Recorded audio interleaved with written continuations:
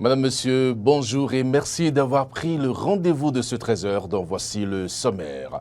L'émission Topo féminin de la chaîne de télévision TVC suspendue pour un mois. Ainsi en ont décidé les conseillers de la Haute Autorité de l'Audiovisuel et de la Communication HAC après une audience publique hier. Plus de précisions dans ce journal. Les fidèles de l'église catholique Sainte-Bernadette d'Agomé ont sacrifié à la tradition des cendres le mercredi des cendres. Vous suivrez le compte-rendu dans un instant. Au Burkina Faso, le lieutenant-colonel Paul-Henri Sandaogo Damiba a été investi président hier. Il demande un audit général de l'administration publique. En voilà pour le sommaire, le début.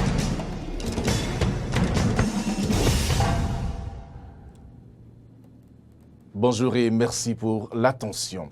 L'animatrice de l'émission Top au féminin de la chaîne de télévision TVC et le directeur général de la dite chaîne ont été reçus hier en audience publique à la Haute Autorité de l'Audiovisuel et de la Communication HAC.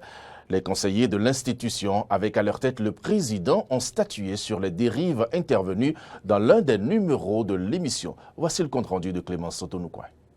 Les dérapages intervenus au cours de l'émission Top au féminin du jeudi 17 février sur la chaîne de télévision privée TVC sont à l'origine de la présente audience publique de la HAC. Quelques jours plus tôt, le sujet a fait l'objet d'une instruction. À l'entame de la séance d'audition publique, le président de la commission de la carte de presse, de l'éthique et de la déontologie a rappelé les faits reprochés à la chaîne de télévision et à l'animatrice de l'émission.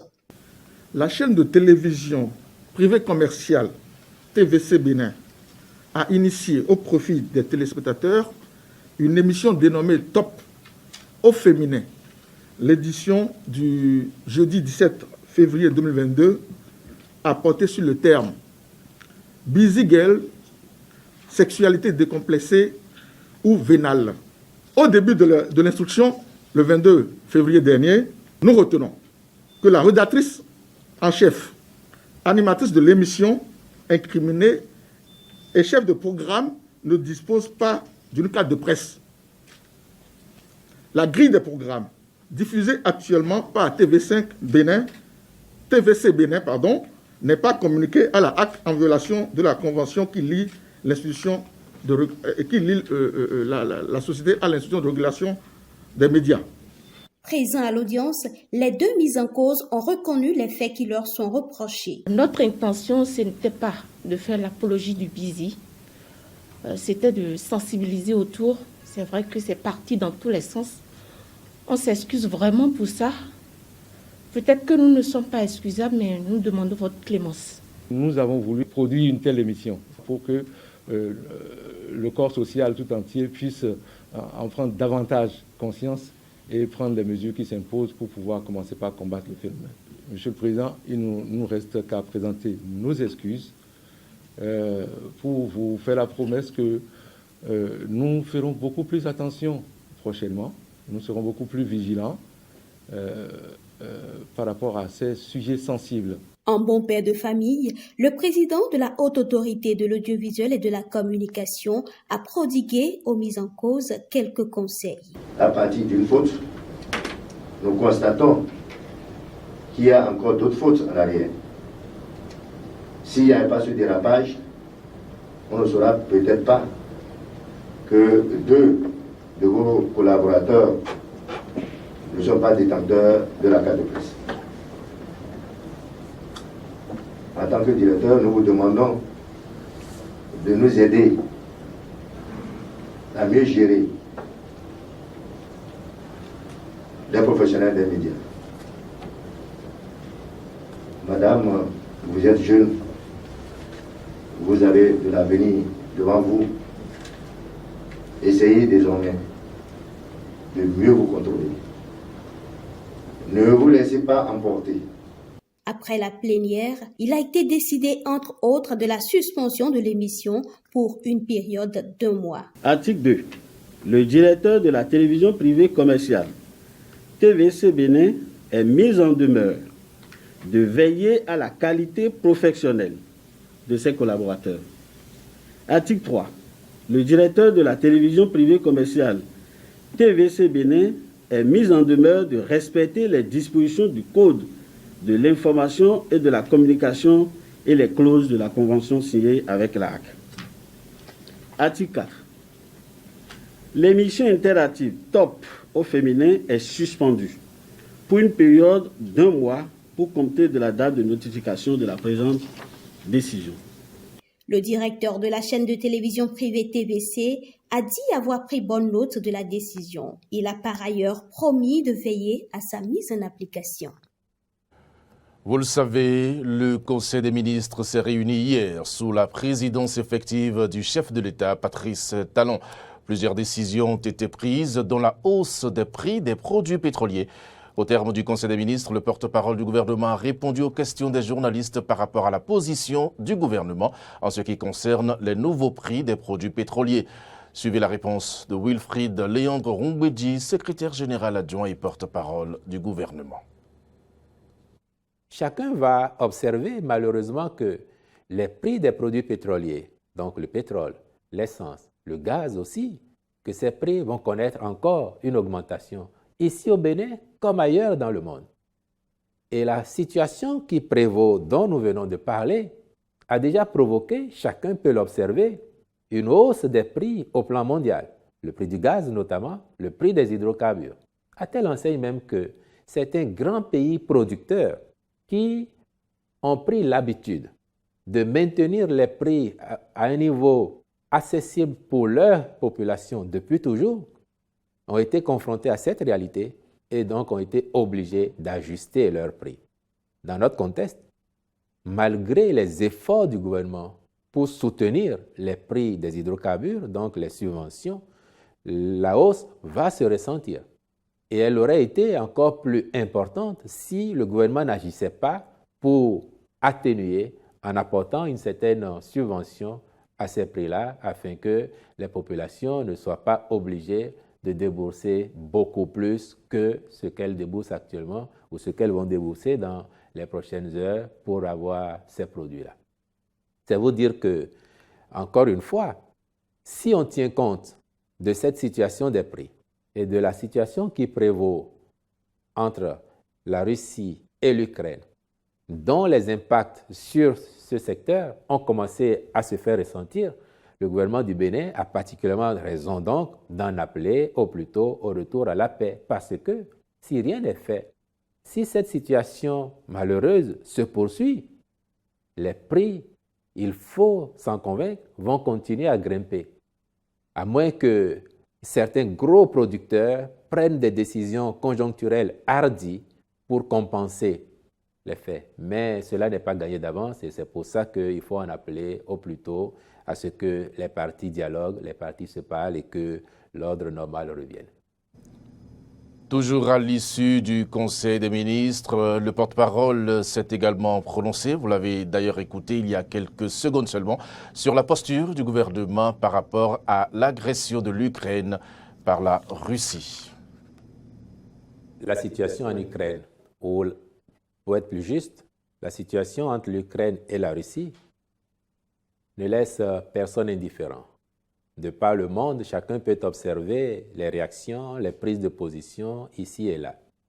Le Bénin fait partie du monde et le Bénin n'est pas moins concerné par ce qu'il se passe de l'autre côté. Il va sans dire que pour le Bénin, les parties ont intérêt à se parler, à dialoguer. Le Bénin prône la paix. Le Bénin prône le retour à une situation normale afin que ces tensions soient derrière nous. Cela ne devrait pas étonner quand on sait que le 21 janvier dernier, à l'occasion de la cérémonie de présentation des vœux au corps diplomatique, le président Patrice Talon avait eu 2 phrases qui, de mon point de vue, devraient faire date. Il disait, dans son message en réponse à celui de la doyenne du corps diplomatique, à peu près ceci. Nous sommes au XXIe siècle et les différends entre les États doivent davantage se résoudre par le dialogue plutôt que par la force. Cela, les générations actuelles doivent s'en convaincre. Et il ajoutait, les nostalgiques de l'époque où les tensions agitaient le monde et où les États pointaient leur puissance de feu les uns contre les autres, n'ont probablement pas tiré tous les enseignements des drames que l'humanité a vécus inutilement au cours du siècle passé. Je crois que ces deux phrases assez fortes qui traduisent la position personnelle du chef de l'État, mais aussi la position de son gouvernement. Et à partir de là, on peut donc comprendre la logique qu'il y a aujourd'hui à ce que, préoccupé par la situation qui prévaut dans cette partie du monde, le gouvernement béninois en appelle à un retour rapide à l'ordre normal des choses, afin que la paix ne soit pas davantage menacée dans le monde. Par ailleurs, et je subodore que vous devez avoir en sous-entendu une préoccupation concernant éventuellement nos compatriotes qui vivent dans cette région, que ce soit la Russie, que ce soit l'Ukraine. Et bien évidemment, je vous dirais que le gouvernement de la République est attentif à la situation qui prévaut et particulièrement donc au sort des Béninois. C'est pour cela que le département, ici, le ministère des Affaires étrangères et de la coopération, a instruit l'ambassadeur du Bénin qui couvre la région à l'effet de prêter une attention particulière à la situation de nos compatriotes qui pourraient avoir besoin d'être assistés, d'être secourus pour se déplacer éventuellement. Dans tous les cas, le gouvernement est attentif au sort de nos compatriotes et fera tout son possible pour les préserver de quelques difficultés ou de quelques dommages graves qu'ils pourraient subir du fait de ce conflit qui doit, encore une fois, cesser au plus tôt.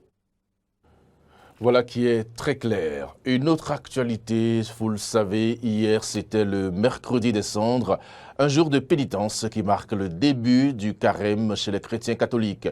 Les fidèles catholiques de l'église Sainte-Bernadette d'Agomé, dans la commune d'Abomey-Calavi, ont sacrifié à la tradition des cendres. Suivez le compte-rendu ici de Frédéric Espoir Roumabou. Poussière, l'humain est et il retournera poussière. C'est la symbolique de ce geste de prise de cendres auquel ont été soumis ce mercredi les fidèles catholiques en général, à l'image de ceux de la paroisse Sainte-Bernadette d'Agomé dans l'arrondissement d'Akasato. Une imposition de cendres qui explique entre autres la vie pécheresse de l'homme. C'est la division entre l'homme, la division intérieure. Et la deuxième chose, la deuxième rupture que le péché de l'homme commet en l'homme, c'est sa relation avec les autres. Car il a pris le goût du péché, le goût du mal, et ce qu'il a dit, c'est comment faire pour détruire son frère, c'est comment faire pour détruire sa sœur. C'est ce que se veut faire le péché. Et ce faisant, les relations humaines sont brisées. Troisième chose que le péché commet dans le monde, c'est la rupture de notre relation avec Dieu. Ce rituel de la prise des cendres ouvre le chemin à 40 jours de pénitence appelé temps de carême. Une période qui devrait, selon le célébrant, être assise sur 3 piliers essentiels.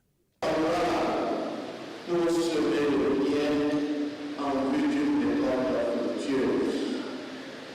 Et l'évangile que nous devons proclamer nous rappelle les piliers de ce temps de carême, à savoir le jeûne, la prière et le monde.